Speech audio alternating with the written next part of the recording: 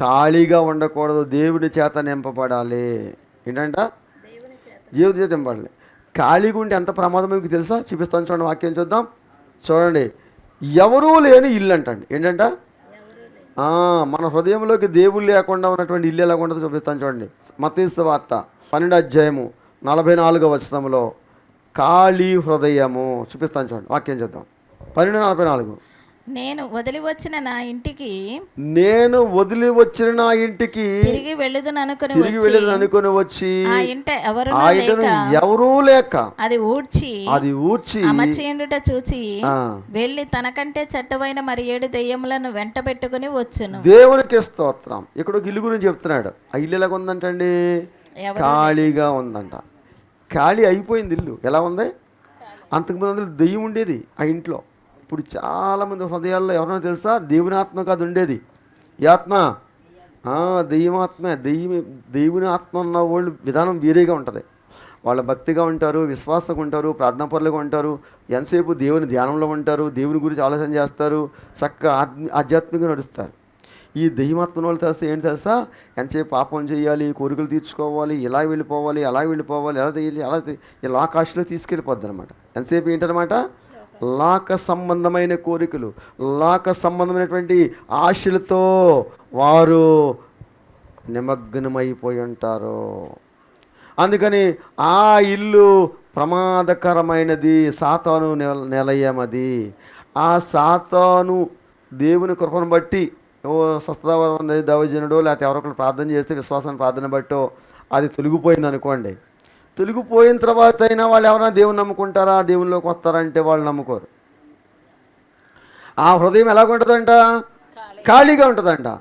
ఖాళీగా ఉన్న హృదయంలోకి మళ్ళీ ఎవరు వస్తారంట? అది ఖాళీగా ఉండటం వలన మళ్ళీ వెళ్ళిపోయింది, మళ్ళీ వెతుక్కుని వచ్చి మళ్ళీ ఇంట్లో కాపురం ఉంటుందంట. ఆ తర్వాత పరిస్థితులు తారుమారైపోతాయి. మునుపటి కన్నా బాధ ఏమవుతుంది? 7 రెట్లు పెరిగిపోద్ది. అంటే చెడ్డమైన 7 వేలు తీసుకొచ్చి అందరూ ఏం చేస్తారు చెప్పండి? కాపురము పెడతాం. అందుకనే మన ఇంట్లో మన హృదయం ఇప్పుడు కూడా వాక్యము దేవుడే కనుక వాక్యముతో నింపబడాలి, పరిశుద్ధాత్మతో నింపబడాలి. అప్పుడు మన ఇల్లు దేవుని ఇల్లుగా మారుతుంది. అప్పుడు దేవుడు మన ఇంట్లో ఉంటాడు. అప్పుడు మనకు ఎంతో సంతోషం, ఆనందం. చీకటి మనకు అవకాశం అనేది ఉండదు. ఇంకో ఇల్లు గురించి చూపిస్తాను చూడండి. యేసు ఉన్న ఇల్లు. ఇంకా చాలా విషయాలు ఉన్న బైబిల్ గ్రంథంలో, సమయానికి నేను ముగిస్తాను. యేసు ఉన్న ఇల్లు. ఇల్లు ఏంటంటే ఒకళ్ళు యేసు ప్రభు వారు మన ఇంట్లో ఉంటే ఎలాగుంటుందో ఒక సందర్భాన్ని మీకు జ్ఞాపకం చేస్తాను. మార్క్స్ వార్త 2వ అధ్యాయంలో యేసు ప్రభు వారు అంటే సువార్త ప్రకటిస్తూ అనేక ప్రాంతాలు తిరిగి వచ్చి ఎక్కడ వచ్చాడంటే అండి? కపెర్నహూము వచ్చాడంట. ఎక్కడంటే?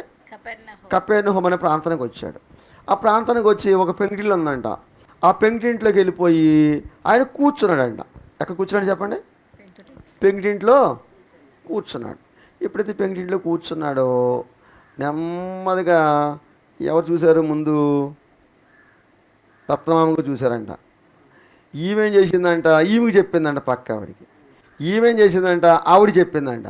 ఆవిడేం చేసిందంట? ఆవిడ చెప్పిందంట. ఆ నోట ఇవాళ యేసు ప్రభు వారు కపెర్నహూములో పలానా ఇంట్లోకి వచ్చాడు అని సంగతే ఆ ఊరంతా తెలిసిపోయింది.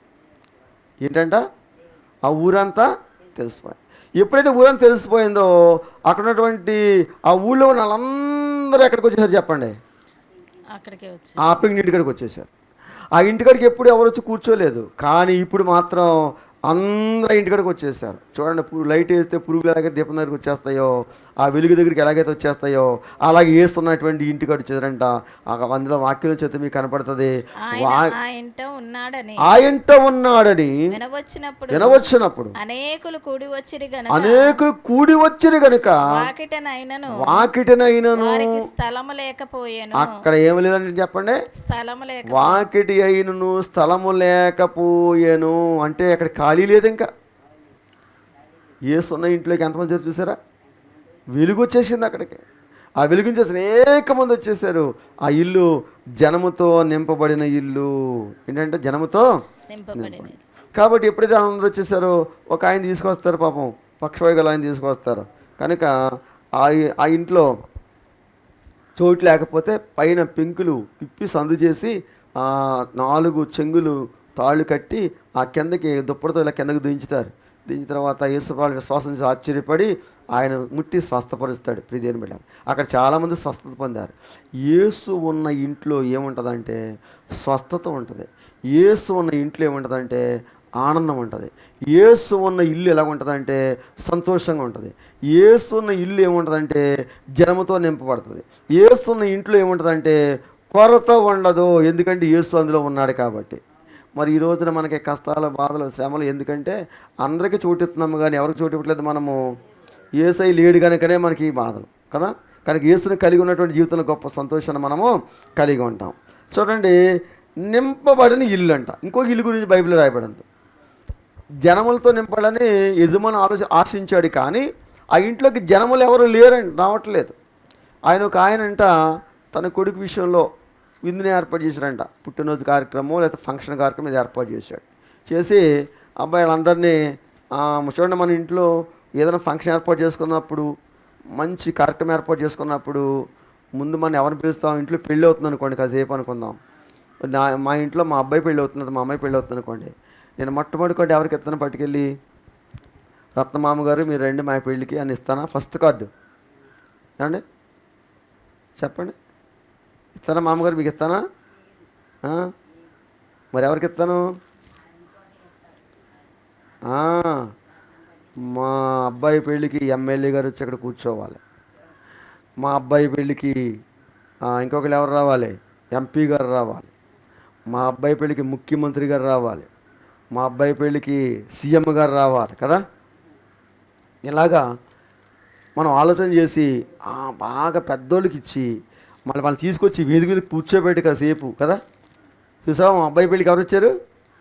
ముఖ్య అతిథులు వచ్చారు కదా అంటావా. అలాగే ఈయన చేశాడంట, విందు ఏర్పాటు చేసుకొని దుర్గాప్రసాద్ నువ్వంటే నాకు ఎంతో ప్రేమ, నువ్వంటే నాకు చాలా ఇష్టం, మన క్లోజ్ ఫ్రెండ్స్, మా అబ్బాయి పెళ్ళి అవుతుంది కాబట్టి ఆ రోజు ఖచ్చితంగా నువ్వు ఎక్కడికి వెళ్ళకూడదు, అక్కడే ఉండాలని నేను వర్తమానం పంపించాను. అలాగే ప్రశాంత్ కుమార్కి పంపించాను. అలాగే ఇంకొకరికి కవర్ పంపించాను. అలా పంపిస్తే వీళ్ళు అంటున్నారు, ఏమన్నా పాస్టర్ గారు మీరు ఏమనుకోకండి, ఆ రోజు నేను 10 ఎకరాల పొలం కొనుక్కున్నాను, అర్జెంటుగా చూసుకోవాలి, నేను రాలేకపోతున్నాను, ఏమనుకోవద్దని పనివాడి చేత కవర్ పెట్టారంట. వర్తమానం పంపిస్తే ఆ వర్తమానం వచ్చిన వ్యక్తితో ఏం చేశాడు? తిరిగి వెనక్కి రోజు రాలేకపోతున్నాను. మళ్ళీ ఇంకొక ఆయన ఉన్నాడంట, ఇప్పుడే నాకు పెళ్ళి అయింది, నేను భార్యతో గడపాలి కనుక నేను రాలేకపోతున్నాను, ఏమనుకోవద్దు అన్నాడు. ఈయనకి చాలా బాధ వచ్చేసింది. ఏంటి, నాకు కావాల్సిన 4 ముఖ్యమైన వాళ్ళు వెళ్ళాం, నాకు నా ఇప్పుడు భుజం లాంటి వాళ్ళు వెళ్ళాం, వీళ్ళు రమ్మంటే వీళ్ళు సాకులు చెప్తానని చెప్పేసి ఆయనకు బాధ వచ్చి వాడు అన్నాడు, ఒరేయ్ అలా కాదు కానీ పని వాళ్ళకి కేకేసి అన్నాడు, ఏం చేస్తారో నాకు తెలియదు, నా ఇంటి నుండికి ఎవరు ఉండాలి? జనం ఉండాలి. నేను వాళ్ళ కొరకు మంచి విందు ఏర్పాటు చేశాను, ఆ విందు పాడైపోకూడదు కాబట్టి సంత వీధుల్లోకి, సంత మార్కెట్లకి అడుక్కునే వాళ్ళని వాళ్ళందరినీ కూడా తీసుకొచ్చేసి ఇదంతా నింపేయండి అని చెప్పాడు కదండి. అప్పుడు నింపమంటే వాళ్ళందరూ వచ్చేసారు, మొత్తం శుభ్రంగా విందు భోజనం అయిపోయింది, చక్కగా ఫంక్షన్ బాగా జరిగింది, గ్రాండ్గా జరిగింది. ఇక్కడ చూడండి అంటాడు బైబిల్లో, పిలువబడిన వారు అనేకులు, ఏర్పరచబడిన వారు కొద్దిమంది. కావాల్సిన వాళ్ళని పిలిచాను, వాళ్ళు రాలేకపోయారు, కానీ ఎవరో అనుకునే వాళ్ళు వచ్చారు, వాళ్ళు భోంచేసి వెళ్ళారు. దేవుని రాజ్యం ఎలాగే ఉంటుందని అక్కడ ఉపమానం చెప్పాడు. దేవుని బిడ్డ కదా, అనేకుల చేత నింపబడినటువంటి ఇల్లు అని దేవుని యొక్క లేఖనంలో ఈ మాటలు మనకు దేవుడు జ్ఞాపకం చేస్తున్నాడు. కనుక ప్రియ దేవుని బిడ్డ, మన ఇల్లు ఎలా ఉండాలంటే మన ఇల్లు ఎలా ఉండాలంటే చూపిస్తాను చూడండి వాక్యంలో.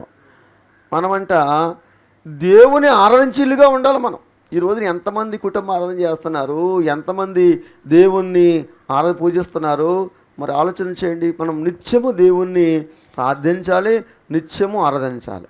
అయితే కొన్ని కుటుంబాలు ఎలా ఉంటుందంటే, భర్త ప్రార్థన చేసుకుంటే భార్య సహకరించదు, భార్య ప్రార్థన చేసుకుంటే భర్త సహకరించడు, భార్యాభర్తలు ఇద్దరు జంటగా ఉంటే పిల్లలు సహకరించరు, పిల్లల ముందుకు వస్తే తల్లిదండ్రులు ముందుకు రారు. ఇలాగ కొన్ని కుటుంబాలు అసలు దేవుని ఆరాధన లేదు.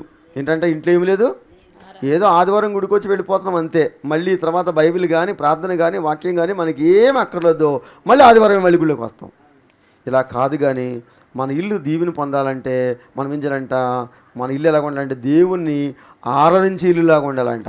అలాంటి ఇల్లు బైబిల్లో ఎక్కడుందో మీకు చూపిస్తాను చూడండి. యెహోషువ గ్రంథం 24 అధ్యాయము 15వ వచనం చూసినట్లయితే, నేను నా ఇంటి వారును యెహోవాను సేవించదము అన్నాడు ఆయన.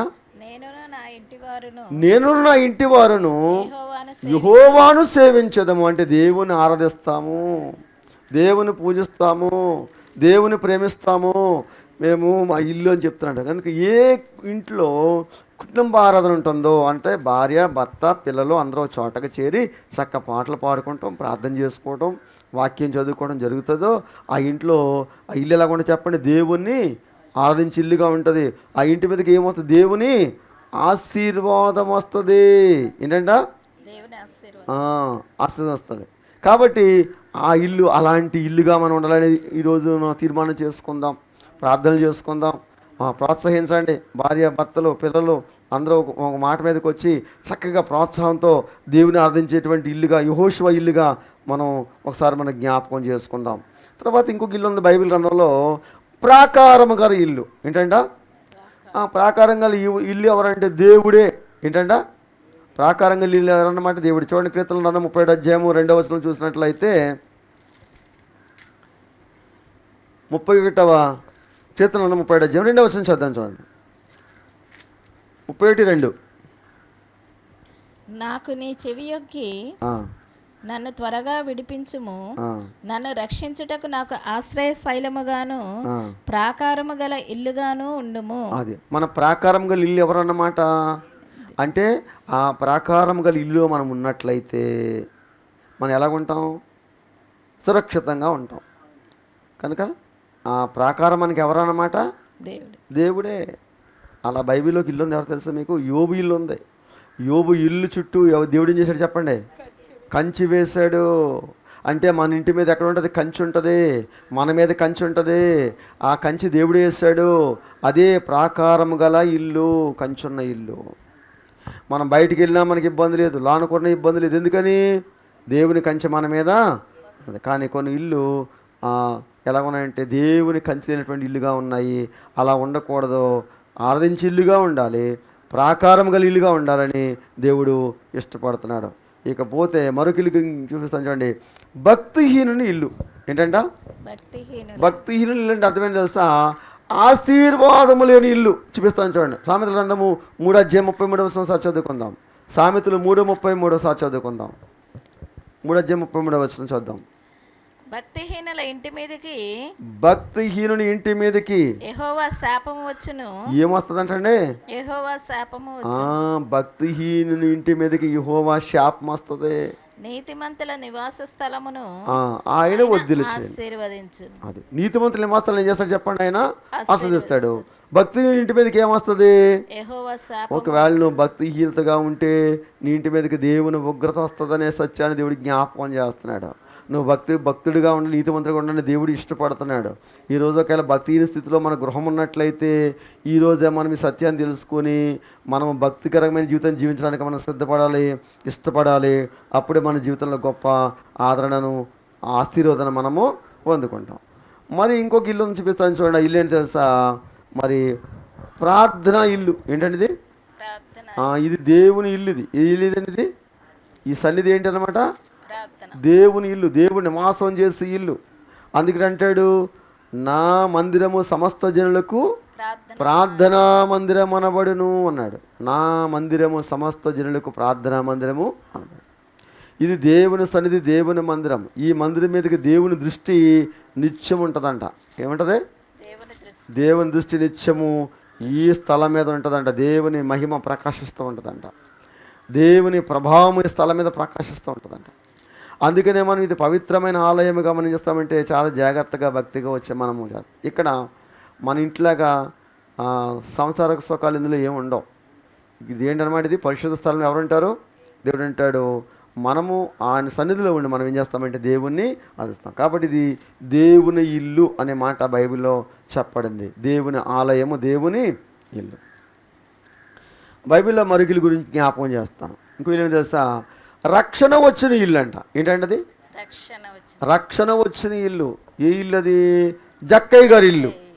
ఈ ఇల్లు అనేది జక్కయ్య గారితో దేవుడు అన్నాడు, జక్కయ్య నేడు నీ ఇంటికి ఏమొచ్చింది? రక్షణ వచ్చింది. రక్షణ వచ్చింది. రక్షణ వచ్చింది. ఏమొచ్చింది? రక్షణ. రక్షణ వచ్చింది. మరి చాలా గృహాలకి ఏమి రాలేదు, అసలు రక్షణే లేదు. మరి ఒకవేళ చాలా జాగ్రత్త సమా. యేసు ప్రభువారు ఇప్పుడే వస్తే కనుక నీ పరిస్థితి ఏంటి? యేసు ప్రభువారు ఇప్పుడే వస్తే కనుక నీ పరిస్థితి ఏంటి ఒకసారి ఆలోచన చేసుకో. ఎందుకంటే ఏ సమయంలో వస్తాడో మనకే తెలీదు. అన్నీ ఉండి రక్షణ లేకపోతే నీ జీవితము వ్యర్థము, మనము నరకానికి వెళ్ళిపోతాము. అందుకని రక్షించబడ్డారా? రక్షణ దేవుని యొక్క ప్రణాళిక అయి ఉన్నది. జక్కయ్య నశించిపోయే స్థితిలో ఉంటుండగా, జక్కయ్య లోకాస్థితిలో ఉంటుండగా, జక్కయ్య లోక సంబంధించిన స్థితిలో జీవితం జీవిస్తుంటుండగా, డబ్బే దైవం కింద భావించుకొని డబ్బు మీదే ఆశ పెట్టుకుని ఎక్కువ ధనాశలో పడిపోయి ఉంటుండగా యేసు ప్రభు జక్కయ్య నీటికి భోజనానికి వస్తానని చెప్పాడు. దేవునికి స్తోత్రం. ఎప్పుడైతే ఆ మాట అన్నాడు జక్కయ్య చాలా సంతోషపడ్డాడు. ఆ మాట విన్నాడు, అంతే చాలు. జక్కయ్యలో ఏమొచ్చేసి తెలుసా? మారు మనసు వచ్చేసింది. యేసు ప్రభు ఏం చెప్పలే, ఒరే నువ్వు ఎంత వడ్డీ సంపాదించావు, ఎన్ని డబ్బులు సంపాదించావు, ఎవరికైనా తిరిగి ఇచ్చామని ఏం చెప్పలే. ఆ భోజనం అయిపోయిన తర్వాత జక్కయ్య మాట్లాడుతున్నాడు, ప్రభా ఇదిగో నా ఆస్తిలో సగ భాగం పేదలకు ఇచ్చేస్తున్నాను, నేను ఎవరి దగ్గర అన్యాయంగా తీసుకుంటే వారికి తిరిగి 400 చెల్లిస్తాను అని చెప్పి యేసు దగ్గర మాట్లాడుతున్నాడు. యేసు ప్రభు అన్నాడు, అప్పుడు అన్నాడు, ఇతడు కూడా అబ్రహాము కుమారుడే. లూకాసు వార్త 19వ అధ్యాయము 9వ వచనం అంటాడు ఈ మాట చెప్తున్నాడు. అందుకు యేసు ఇతడును అబ్రహాము కుమారుడే, ఎందుకనగా నేడు ఇంటికి రక్షణ వచ్చి ఉన్నది. దేవునికి స్తోత్రం. అబ్రహాము నీతిమంతుడు కాబట్టి ఇతడు కూడా ఇంతవరకు పాపం చేశాడు, ఇప్పుడు పాపాలు కొట్టివేయబడుతున్నాయి, ఇతడు మారు మనసు వచ్చింది. ఇప్పుడు ఇక్కడి నుంచి ఎవరు కుమారుడినా? అబ్రహాముకు వారసత్వానికి ఉన్నాడు, అబ్రహాము కుమారుడు అన్నాడు. చాలామంది కుటుంబాలు సంవత్సరాలు గడిచిపోతున్నాయి. ప్రతి సంవత్సరం కొత్త సంవత్సరం చేస్తున్నాం, క్రిస్మస్ చేస్తున్నాం, ఈస్టర్ పండుగ చేస్తున్నాం, సంవత్సరాల నెంబర్లు గడిచిపోతున్నాయి, మన వయసు అంతకంతకు పెరిగిపోతుంది. కానీ ఏం మారట్లేదు? మనసు మారట్లేదు, మారు మనసు రావట్లేదు, రక్షణ లేకుండా అయిపోయింది. ఒకవేళ చాలా జాగ్రత్త సమా. ఈరోజే ప్రభువు నిన్ను రమ్మని పిలిస్తే నీ పరిస్థితి ఏంటో ఆలోచన చేసుకో. నరకానికి వెళ్ళిపోతావు, అందులో ఎంత మాత్రం సందేహం లేదు. చాలామంది అనుకుంటారు నిర్లక్ష్యం చేస్తున్నారు. రేపు తీసుకుందాంలే, ఎల్లుండి తీసుకుందాంలే, ఇంకా బోలిన వయసు ఉందిలే, మా తల ఇంకా మెరలేదులే, ఇంకా మేము ముసలోళ్ళం కాలేదులే. ఈ యేసుప్రభు అంటే ముసలోళ్ళకి మొక్కలకి పళ్ళు ఊడిపోయినాడు కానీ మాకు దేవుడు ఏంటి అని కొంతమంది, నా ప్రాణమా తినుము త్రాగుము సుఖించుము అని దేవుడు చెప్తున్నాడు. శుభ్రంగా తినాలి, ఎంజాయ్ చేయాలి అని లోక సంబంధంగా వెళ్ళిపోయే విషయంలో దేవుడు ఈ విషయాలు జ్ఞాపకం చేస్తున్నాడు. చాలా జాగ్రత్త. పోనీ మరణం ఎప్పుడు వస్తుంది నీకేం తెలుసా? నీ చావు ఎప్పుడు వస్తుంది నీకేం తెలుసా? చచ్చిపోతే ఎక్కడికి పోతావు? నరకానికి వెళ్తావు. అందుకనే జక్కయ్య ఇంటికి ఏమొచ్చింది చెప్పండి? రక్షణ వచ్చింది. కానీ ఇంటికి రక్షణ వచ్చింది లేదు ప్రశ్న వేసుకోవాలి. ఒక రక్షణ లేకపోతే రక్షణ పొందుకోవడానికి నువ్వు సిద్ధపడాలని దేవుని యొక్క ఉద్దేశమైనది ఆ యొక్క ఇల్లు. తర్వాత ఇంకొక చూడండి, ప్రియదేవుని బిడ్డలారా, మరి ఆతిథ్యం ఇచ్చినటువంటి ఇల్లు, ఆతిథ్యం ఇచ్చే ఇల్లు. ఆతిథ్యం అంటే బైబిల్ గ్రంథంలో చాలా మర్మాలు మనకి చాలా బాగా కనపడుతూ ఉంటాయి. ఆతిథ్యం అంటే ఎదుటి వారిని ప్రేమించడము, వాళ్ళకి ఆతిథ్యం చేయడం మర్చిపోకండి అని బైబిల్లో ఉంది వాక్యంలో. కాబట్టి అంటే వాళ్ళకి ఏదైనా భోజనము ఆహారం అలాంటివి పెట్టడం అన్నమాట. అతిథులు వస్తే అతిథి మర్యాద, అతిథి యొక్క మర్యాద అంటాం. అంటే ఎవరైనా అలసిపోయి వచ్చినా బాధలో ఉండి వచ్చినా మనం ఆదరించాలి. ఏం చేయాలి? వాళ్ళకి ఏం పెట్టాలి? మనము ఆహారం పెట్టాలి, భోజనం పెట్టాలి కదా. అలాగే ఈ యోహాను సువార్త 12వ బేత్నీలో ఒక ఇల్లు ఉందంట. ఆ ఇల్లు ఎవరిదంటే మరియమ్మ, మార్తమ్మ, లాజరు ఇల్లు అన్నమాట. యేసు ప్రభువారు ఎప్పుడైనా ఆ ప్రాంతం కూడా వెళ్తున్నప్పుడు ఖచ్చితంగా ఇంటికి వెళ్ళి వాళ్ళ దగ్గర కూర్చొని మాట్లాడి వచ్చేవాడు. ఎలా వచ్చేవాడు? ఇంటికి వెళ్ళి కూర్చొని మాట్లాడి వచ్చేవాడు. ఓ రోజు యేసు ప్రభువారు మరియమ్మ ఇంటికి వెళ్ళారు.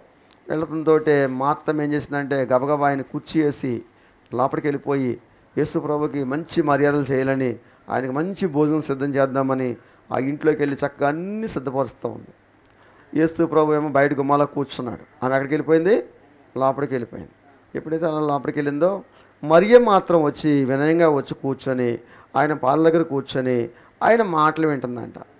అప్పుడు మార్తమ్మ లోపల నుంచి, ఏసయ్య నేను చాలా పనిలో ఉన్నాను, ఇక్కడ చాలా ఎక్కువ పని ఎక్కువైపోయింది, ఒక్కసారి మా అక్కని దగ్గరికి పంపించవచ్చు కదా అంటుందంట. ఎవరిని? యేసు మరియమ్మని.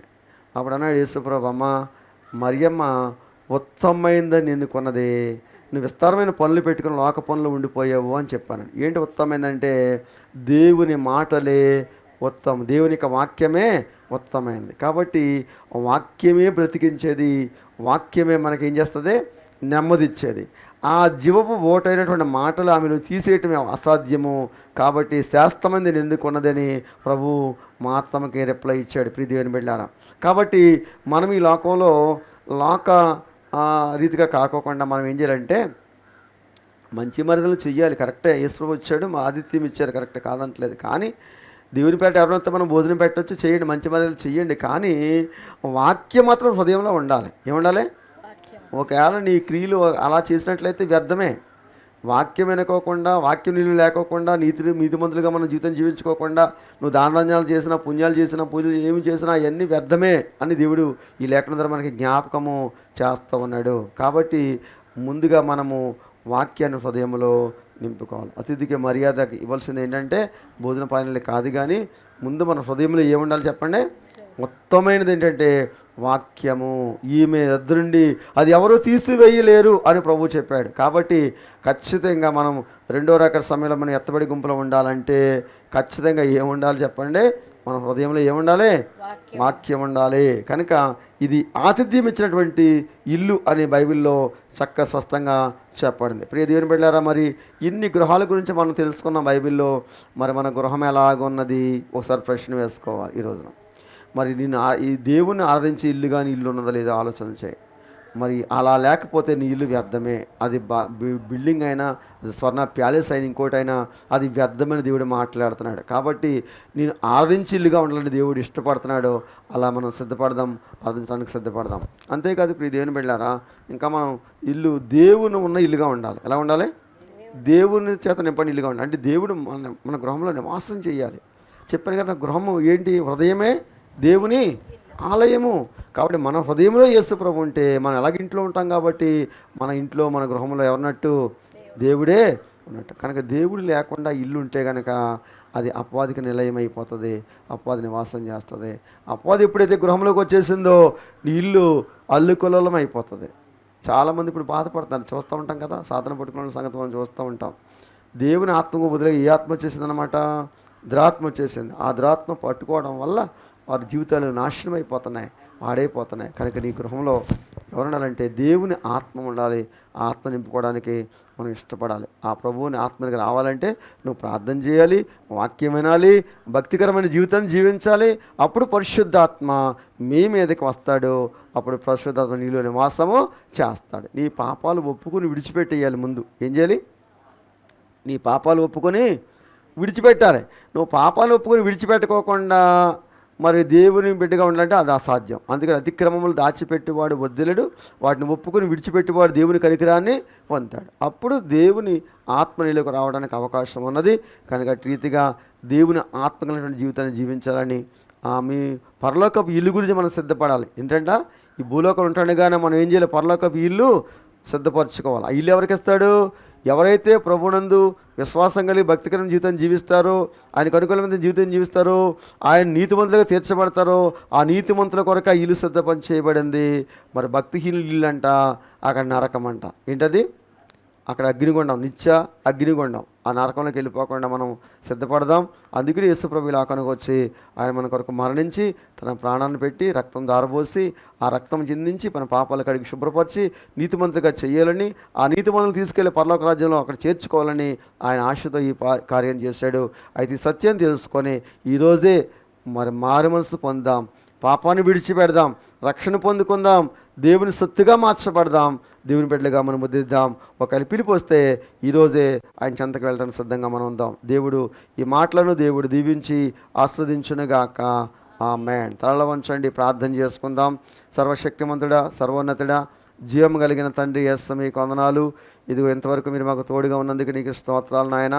ఈ విన్నటువంటి వాక్యాన్ని బట్టి నీకు వందనాలు. ఆ బిడ్డల హృదయంలో వాక్యాన్ని స్థిరపరచండి.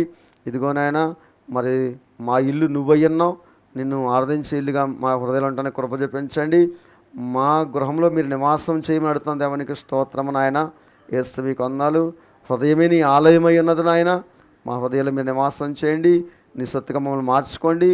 నీ రాజ్యం వచ్చినప్పుడు ఆ పరలోకపు ఇంట్లో మేమందరం ప్రవేశించడానికి నీ కృపను మీరు మాకు అనుగ్రహించమని, గొప్ప దీవెన దయచేయమని, ఈ భూలోక సమయ ఇల్లును కూడా మీరు దీవించి ఆస్వాదించమని, మమ్మల్ని బలపరచమని, గొప్ప ఆదరణ దయచేసి మీ నామానికి మీరే గొప్ప ఘనత, మహిమ, ప్రభావాలు మీరే ఆరోపించుకోమని ఆత్మకార్యం ఇక్కడ జరిగించినందుకు స్తోత్రాలు చెల్లించుకుంటూ యేసు నామమున అడిగి బ్రతనాడి వేడుకొనుచున్నాను తండ్రి, ఆమేన్. మీ అందరికీ వందనాలండి. ప్రభునాలు మరొక దిన చిత్తమైతే మరొకసారి కలుసుకుందాం.